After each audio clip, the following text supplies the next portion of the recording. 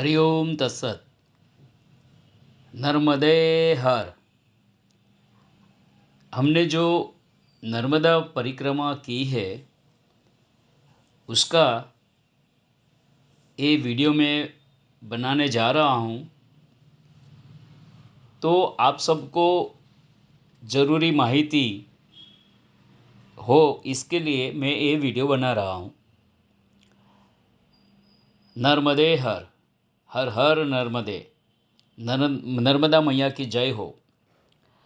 आप सबको माहिती होगी ही कि समग्र विश्व और समग्र भारत देश की पवित्र सभी नदियों में से जो अति पुण्यशाली नर्मदा मैया, उसकी परिक्रमा की जाती है और हजारों साल से हो रही है। सबसे पहली श्री नर्मदा मैया की परिक्रमा ऋषि मार्कंडेय ने की थी। तब से हर साल हजारों परिक्रमा वासियों अपने नंगे पांव चलकर मैया नर्मदा जी की परिक्रमा करते हैं और नर्मदा जी के दोनों किनारे पर आए हुए बहुत सारे तीर्थों में स्नान और दर्शन करके अपने जीवन को सफल करते हैं, कृतार्थ करते हैं। लेकिन करीब 3000 किलोमीटर की ये परिक्रमा या प्रदक्षिणा चलकर नहीं करने वाले जो श्रद्धालु है वो वाहन के द्वारा यानी अपनी कार के द्वारा या कोई लग्जरी बस के द्वारा भी कर सकते हैं। आप कोई वाहन से परिक्रमा करते हैं तो नदी के दोनों किनारे पर आए हुए सभी तीर्थों के दर्शन करना थोड़ा मुश्किल हो जाता है, लेकिन आप मुख्य तीर्थों के दर्शन जरूर से कर सकते हैं। अपनी वाहन या कोई भी कार से आप परिक्रमा करते हैं तो परिक्रमा के नियम का पालन करना जरूरी है। श्री नर्मदा मैया के उसको कभी भी बीच में से पार नहीं करना चाहिए, उसको लांघना नहीं चाहिए। परिक्रमा पूर्ण करने के बाद जो नर्मदा खंड के अधिष्ठाता देव ओमकारेश्वर है, वहां जाकर नर्मदा जल अर्पण करना चाहिए।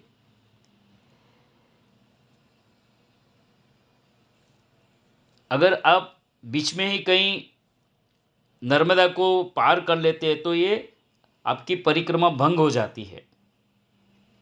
इसीलिए सब परिक्रमा पूर्ण करने के बाद ही जो आपके पास नर्मदा जल होता है, जो पहले दिन से आपको नर्मदा जल अपने पास रखना होता है और आखिर में वहाँ ओमकारेश्वर में जाकर वो नर्मदा मैया का जो जल है वहाँ उसको अभिषेक कर देना है।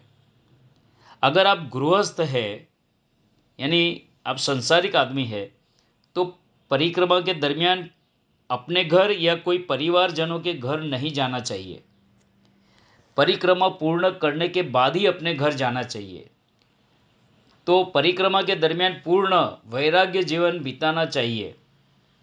कई यात्री नर्मदा मैया की जो परिक्रमा करते समय सभी नियम को नहीं मानते हैं। कोई दर्शनीय तीर्थों में जाने के लिए नर्मदा मैया है उसको पार कर लेते हैं।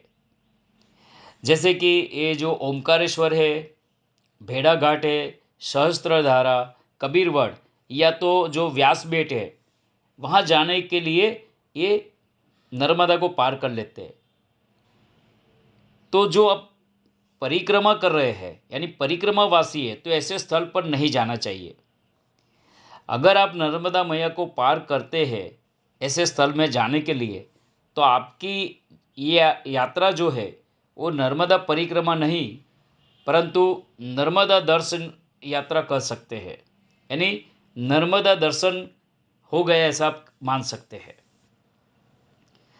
जब हम दोनों ने यानी हम पति पत्नी ने जब ये चैत्र नवरात्रि में 3 अप्रैल 2022 रविवार के दिन चैत्र मास की दूज के दिन हमने ये जो मानसर में तीर्थ स्थल जो सत्यनारायण मंदिर है वहाँ पूजा करके सब कुंवारी को भी पूजा किया था।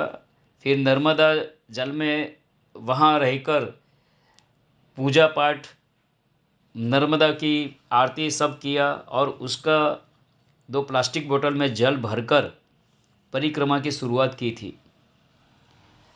जब हम दोनों ने श्री नर्मदा मैया की परिक्रमा की, तो उसकी जो माहिती है, हमको जो प्राप्त हुई है, तो आप सबको भी, परिक्रमा वासियों को उपयोगी हो, उसी भावना के साथ यह वीडियो बना रहा हूँ मैं। एक करीब मेरा प्लानिंग है, हर दिन का एक वीडियो बनाना चाहता हूँ। हमें जो भी अनुभव हुआ है और मुझे जो भी जानकारी मिली है, उसे यहाँ रख सकता हूँ। आप सभी को हमारी नम्र विनंती है कि जब भी श्री नर्मदा मैया की परिक्रमा करें, तो पूर्ण श्रद्धा विश्वास के साथ करें। माँ नर्मदा सदैव आपके साथ रहती है, आपका साथ देती है, मार्ग में भी हर समय रास्ता बताती रहती है। रहने का और भोजन का प्रबंध भी हो जाता है। बस मैया नर्मदा जी पर 100% श्रद्धा विश्वास रखें। अस्तु। नर्मदे हर। आज 3 अप्रैल 2022 रविवार के दिन चैत्र नवरात्रि है, तो चैत्र सुद बीज, उसके रोज़ हमने श्री सत्यनारायण मंदिर जो मानसर मुकाम में है, वहाँ श्री मिलिंद भाई और श्री लाला भाई ब्राह्मण है, उससे नर्मदा मैया की पूजा पाठ अर्चना की हमने।